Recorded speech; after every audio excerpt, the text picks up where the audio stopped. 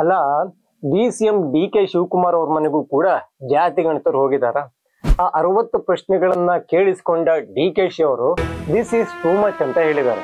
ಇಷ್ಟೊಂದು ಪ್ರಶ್ನೆಗಳನ್ನ ಕೇಳಿದ್ರೆ, ಇಷ್ಟೊಂದು ಸಿಲ್ಲಿಯಾದ ಪ್ರಶ್ನೆಗಳನ್ನ ಕೇಳಿದ್ರೆ ಜನ ಹೇಗೆ ತಾಳ್ಮೆಯಿಂದ ಉತ್ತರಿಸ್ತಾರೆ ಅಂತ ಕೇಳಿದ್ದಾರೆ. ಅಂದ್ರೆ ಇಂಡೈರೆಕ್ಟ್ ಆಗಿ ಕೇಳಿದ್ದು, ಕಾಲಲ್ಲಿರೋದನ್ನ ಕೈಗೇನು ಯಾರು ತಗೊಂಡಿಲ್ವಾ ಅನ್ನೋ ಪ್ರಶ್ನೆಯನ್ನ.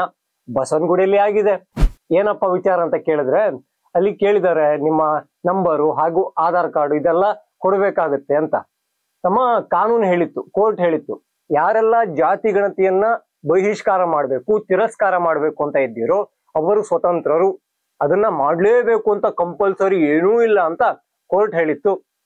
ಆದ್ರೆ ಬಸವನಗುಡಿಯಲ್ಲಿ ಏನಾಗಿದೆ, ಅವ್ರಿಗೆ ಯಾರು ಒತ್ತಡ ಆಯ್ತೋ ಏನೋ, ಈ ಜಾತಿ ಗಣತಿಯನ್ನ ನೀವು ಮಾಡ್ಲೇಬೇಕು, ಆಧಾರ್ ನಂಬರ್ ಕೊಡ್ಲೇಬೇಕು, ನಿಮ್ಮ ಮೊಬೈಲ್ ನಂಬರ್ನ ಕೊಡ್ಲೇಬೇಕು, OTP ಬರುತ್ತೆ ನಮ್ಗೆ ಹೇಳಲೇಬೇಕು ಅಂತ ಗಂಟು ಬಿದ್ದಿದ್ದಾರೆ. ಅವಾಗ್ಲೇ ಹೇಳ್ದಂಗೆ ಜನ ಬಾರಿಸೋದೊಂದು ಬಾಕಿ, ಆ ತರ ಈ ಸೋಪು ಶಾಂಪು ಇಲ್ಲದೆ ತೊಳೆದು ಮನೆಗೆ ಕಳಿಸಿದ್ದಾರೆ.